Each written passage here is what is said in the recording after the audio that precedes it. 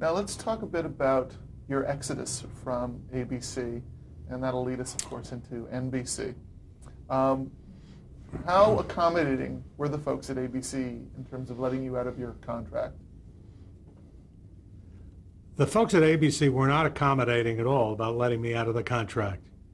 You know, they were incensed, you know, that I would leave ABC to jump ship and go to NBC, and they were not going to help me out in any way.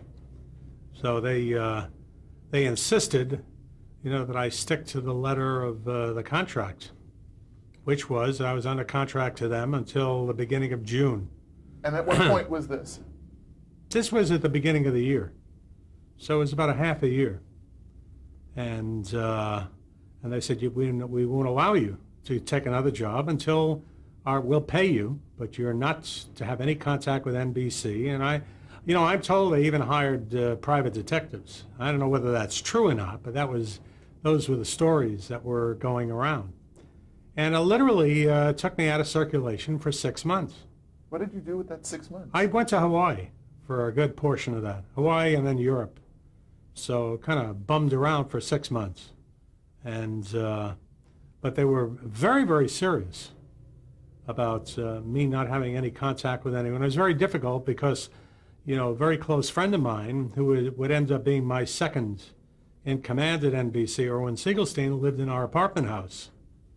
So, and he was a friend, you know, who used to work for me at CBS. So it got kind of hairy.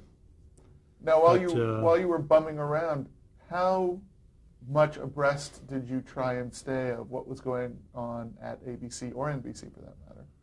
Well, I obviously kept abreast of what was going on, and you know, I had conversations through intermediaries and everything. I had to be very careful though, because you know, I was advised by my counsel, you know, that they weren't kidding around.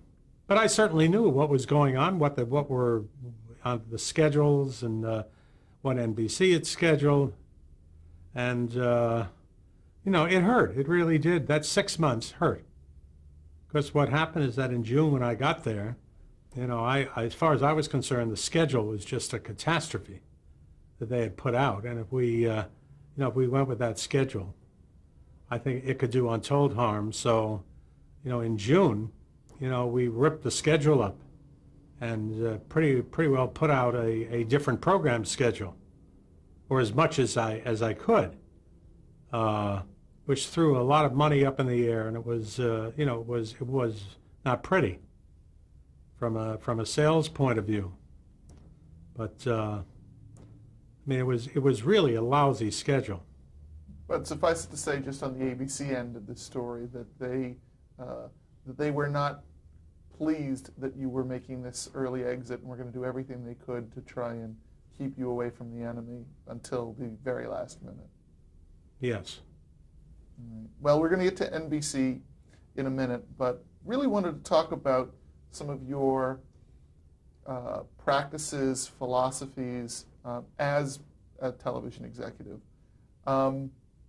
Let's talk a bit about just the craft of being a television executive. I mean, what's your philosophy on, you know, program development in terms of different types of genres and just the organic process of working with producers?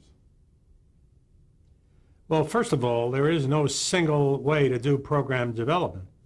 You know, I learned from experience that you can develop a script and end up making a pilot, and that pilot could end up being selected to be a series. That's one way to get on the air. But every so often, things happen in an unexpected fashion. You know, when you least expect them to happen, they do, and you have to take advantage of that. Now, for instance, you know, when I was at CBS, we did a movie called Homecoming. And who knew that Homecoming would ultimately become The Waltons? I mean, it was, my wife said, that was really a good film. Why don't you order some episode scripts, which I did. And ultimately, we ended up putting the show on the air, you know, recast, because we couldn't get Henry Fonda to play Papa Walton, and it was a big hit against Flip Wilson. So, I mean, that's another kind of program development. A third kind of program development are program spin-offs. And I am guilty of taking advantage of that, of using the strength of our regular schedule to spin off other shows. That was the case. Laverne and Shirley first appeared on Happy Days. Valerie, the Rhoda character, was on Mary Tyler Moore for several years before she got her own series. The Jeffersons are a part of All in the Family. Going back before my time, Gomer Pyle was a part of Mayberry. So this is something that, historically, had its beginnings in the early days of television. And it's kind of curious that now the spinoff is all of a sudden people are discovering that it can work. I mean, I look at Law and Order right now, where there's a third spinoff of sorts, that's going on NBC that'll probably work. It adheres to a formula and a very successful formula. And I think that you're going to find more and more, in the future. But that's a very effective way of development. Then another effective way of program development is somebody will come in with a star and say, we want to do this. We want to put the star on the air. And then you hunt around for the right format. So there is no one way to develop. In terms of the difference in your mind between proven writer-producers or somebody who sort of worked their way up through the ranks, or even somebody who came from outside the system, do you have any kind of preference in terms of the writing, producing talent or the on-screen talent of where they come from? Well, I think so far as the writer-producers, obviously you want to go for, the best, most experienced people who've got some kind of track record. And that's something that I've always done, at any of the networks, whether it was Norman Lear or Grant Tinker's group at CBS, or Gary Marshall or Steve Bochco at NBC with Hill Street. You want to go with people that have a proven track record. But, and there's a big but, you also have got to give some newer people an opportunity. And I think that is, as you're administering a program schedule, it behooves you to do both. That I think the spine of the schedule, has got to include very, very strong seasoned people. But, once you've established that structure, you've really got to bend over backwards to try to give some new people a break. That's how Brooks and Burns started on Mary Tyler Moore. I mean, they did virtually nothing before that show. And, the guys who are doing Will and Grace, where did they come from? What did they do before Will and Grace? But somebody gave them a chance, and now they're superstars. So I think it's kind of doing both. Now, so far as genres, I think what you have to do early in the game before you commit to a script for the next development season is you've got to become kind of Karnak. You've got to anticipate, what you think the audience is going to see a year from now, over a year, and very, very in a very calculated manner, decide what it is you're going to develop, and that basically is going to dictate your success or failure. Based on what? What is working on the schedule or what is not on the schedule? No, it isn't. I think if you're going to base it on what's working, by the time you get on the air, you're going to have third and fourth generation copies of what's on the air. I don't think that's good. I think what you have to do is just look across all the fields of pop culture and kind of anticipate what the next big thing is going to be. And, certainly one area, which is a very, very safe area, is finding new talent to find the next hot new comedy personality. My Lord, I don't care what your prognostication is in terms of what the next genre is going to be. If you have the next Lucy or the next Tim Allen, you're way ahead of the game. And I think that that's where all the networks are kind of, dropping the ball now. That talent development is relegated into a secondary position when that should be the primary focus. Because basically, there are only so many different kinds of shows. And what makes the difference are those faces. And I've seen an awful lot of good scripts get screwed up because they were not cast correctly. But I think getting back to prognosticating, you've really got to anticipate what the audience's preferences are going to be, and then set your development priorities. Now, once you've made your various pilots and in looking at your schedule, certainly my observation has been lately that networks are very reliant on research to make the decisions as to what's going to get on their schedule and where. How reliant were you on research? I think research was a tool. You know, and I looked at the research as much as anybody else, but, and it's a very big but, you also have got to go by your own convictions and your own passions about things. You know, a show like Hill Street didn't test well. You know, it was too dark. They'd never, you know, the program analyzer had never seen anything like that show before. In that case, in the pilot, you know, a couple of the leads got killed off, so that didn't help. And the prognosis wasn't good, but there was such enthusiasm for the show within NBC, you know, that I ended up saying, testing be damned, we're going to put it on the air. And there are other shows that I could think of, you know, where there's a similar story. All in the Family went through the floor. I mean, they hated it. The recommendations were change Archie Bunker's character, which is absurd, because that's what made the show work. So, you know, program testing can't tell you what the next hit is going to be if it's brand new, because there are no norms to compare it to. And I think what you do is you take a look at the testing, and you very carefully evaluate what the testing says. And you say, can it be fixed? Is it terminal? Can a piece of a casting make the difference? Can a change in emphasis make the difference? And again, it becomes one of several different factors that ends up determining what goes on the air. Because I've also seen shows that tested very well that went on the air and bombed. You know, my favorite story about testing, we did Charlie's Angels and tested the 90-minute pilot, which got one of the lowest scores in the history of ASI. And the show went on the air and got a 55 share on a Sunday night. And then we ordered a series up, and we had about 5 rough cuts. That's with shows without music and effects. And we tested the 5 rough cuts, and one was lower than the other. You know, it was so bad that in order to come up with some kind of a release schedule for these shows for the fall, we actually drew straws out of a hat in order to schedule this thing. And it went on the air and became the #1 show. And this is with one of the lowest tests in the history of ASI. So, you know, if you follow the testing too closely, it can really lead you down the wrong path.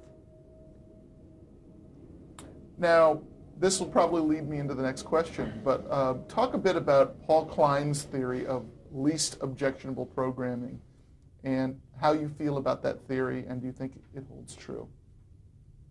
Well, I think it's such a cynical point of view that, I mean, I'm not going to even dignify it with anything more than to say, I mean, it's somebody who obviously hates television and hates the audience to make a statement like that. I do believe in the theory of counter-programming, you know, where if there are 3 comedies on the air that go with a drama, or conversely, if there are 3 dramas, go with a comedy. But I think you never set your sights low. I mean, I think you put the best that you can on the air. And I don't think anybody refers to least objectionable programs anymore.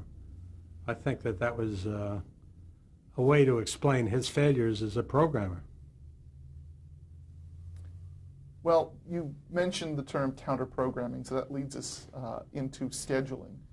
Do you have a particular philosophy on scheduling?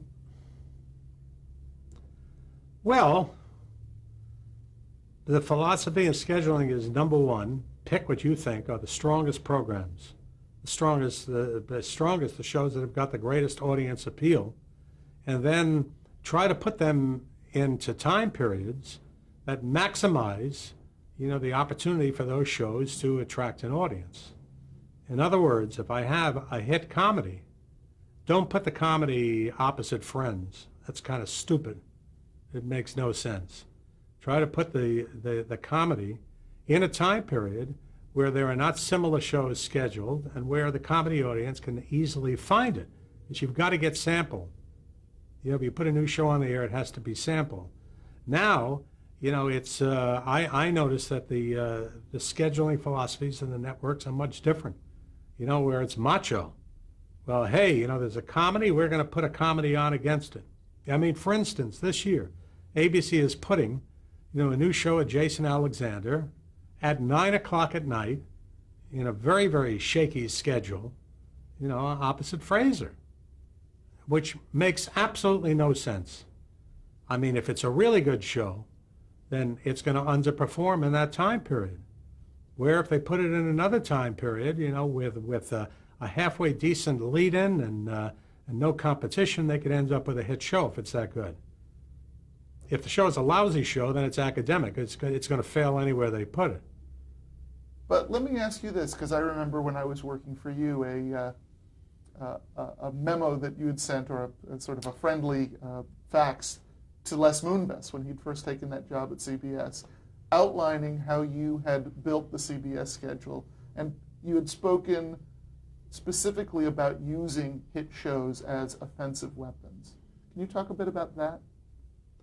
Well, you can. If you're building a whole schedule, if you have a schedule where you've got great strength going for you, then occasionally you're going to do it. I'm just saying that normally speaking, that's not the way to maximize your chances of introducing a new show.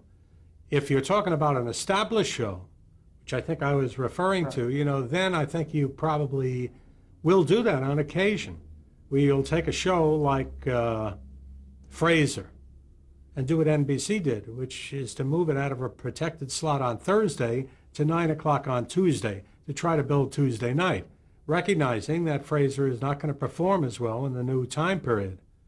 But in order to establish a new front somewhere, you sometimes have to do that.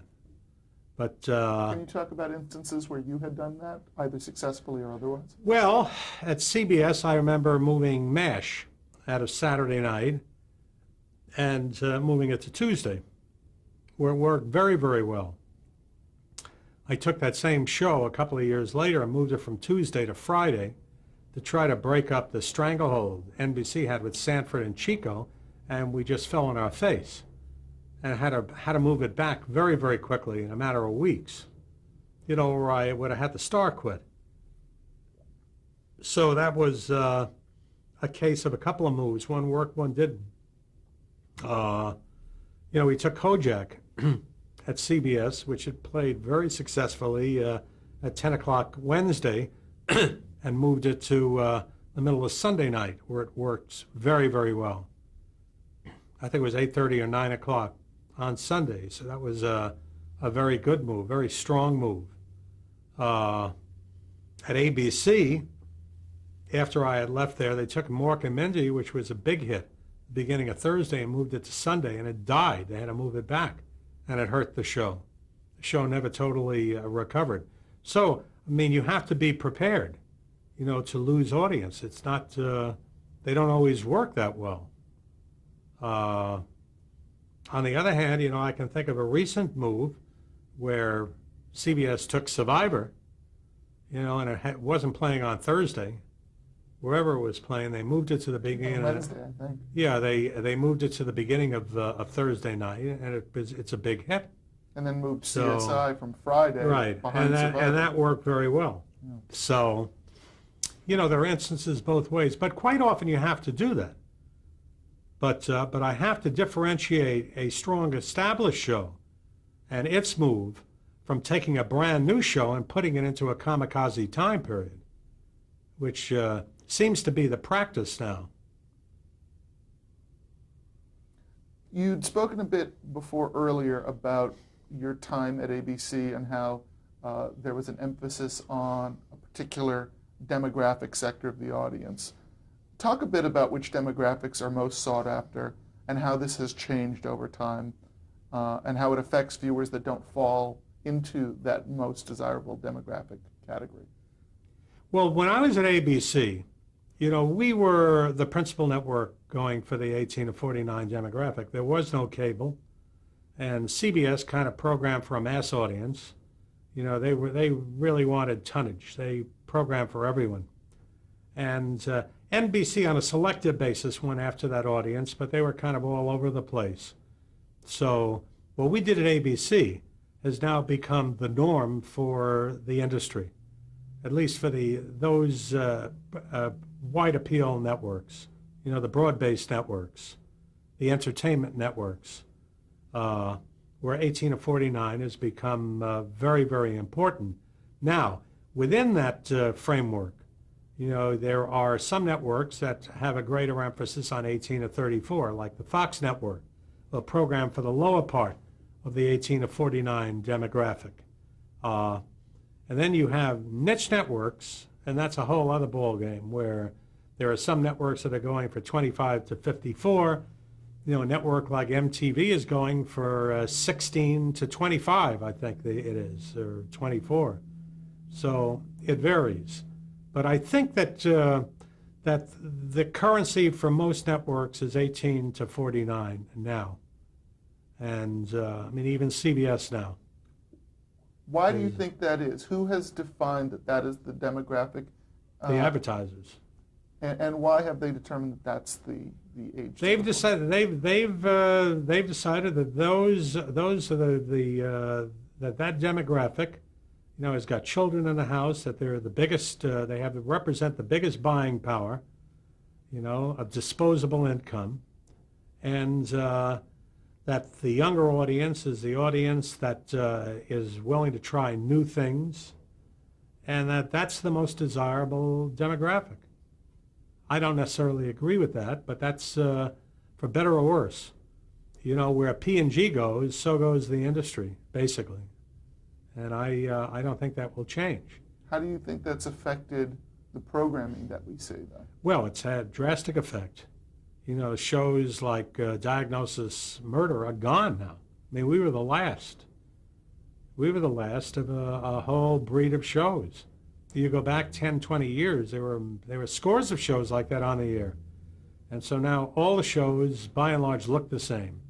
They've all got younger leads. They've, and I think that there is such a sameness to television now because of that there's very little diversity there. So all the dramas look the same. They all got these young ensemble casts. All the comedies, by and large, look the same. And I think it's too bad, because now a show like All in the Family couldn't get on.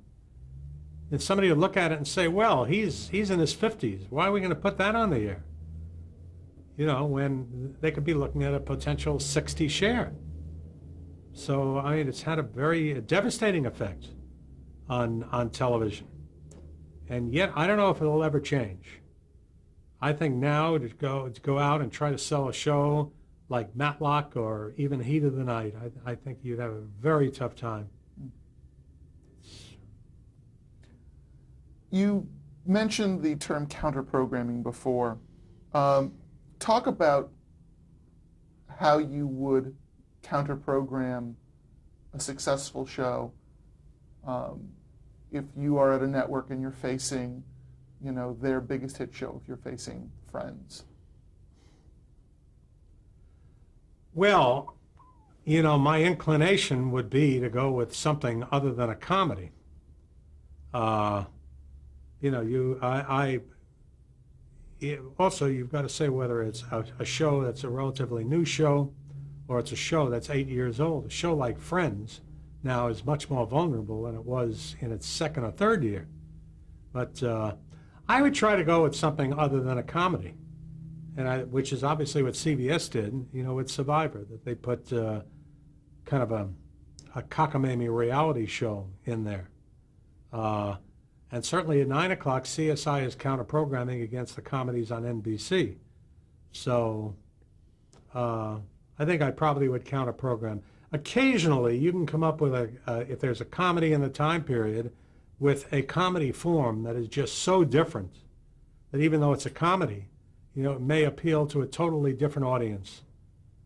For instance, if there were a new version of, if the Munsters were a new show that had never been on before, I might say, let's go with the Munsters opposite Friends, because Friends basically a woman's audience. It's younger women, and I think a show like Munsters would be much more male-oriented and just a different audience.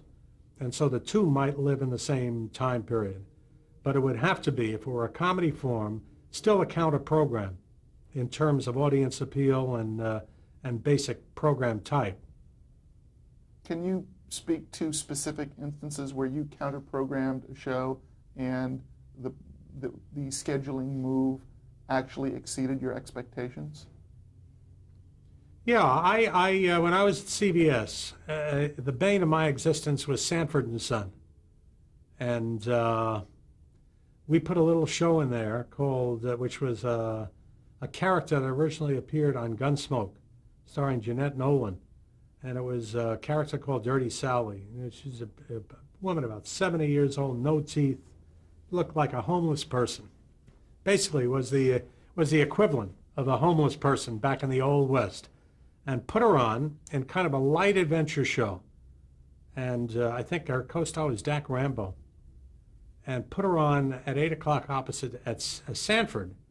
And when the National Nielsen came in, because our audience basically was in C and D counties and older, I mean, we almost beat Sanford. We came pretty close. I think we knocked them down to about a 38, and we had about a 34 in there. Got a 2 in New York. I mean, nobody looked at it, but, in those red areas of the map that voted for Bush, I mean, the show was a smash hit. So I think that was, and more recently, on Friday night, opposite the NBC comedies at ABC, we scheduled Donnie and Marie, which was much more youthful, and it was, again, mid-American, and knocked the hell out of NBC and their comedy programming. I mean, that totally knocked Sanford out of the box. So that's another example. Now, you had talked a lot about, specifically with respect to your time at ABC, promotion. As a programmer, how involved were you with the promotion process? I was extremely involved. You can't separate the two. And I think the show is half of it, and the promotion is the other half. And it's that important that because you have a good show, or it's certainly also a maxim in the movie business that if you don't get the right message out to the audience, then you're doomed. And I don't care how good the show is. So it's will make or break you, the promotion. And that's why now I think all the promotion is basically, if not controlled, certainly influenced by the programming people. And do you feel you were probably one of the first programmers to really get involved in promotion? Absolutely. Right. That was I'm sorry, I was just told we have to break here. All right. Sorry.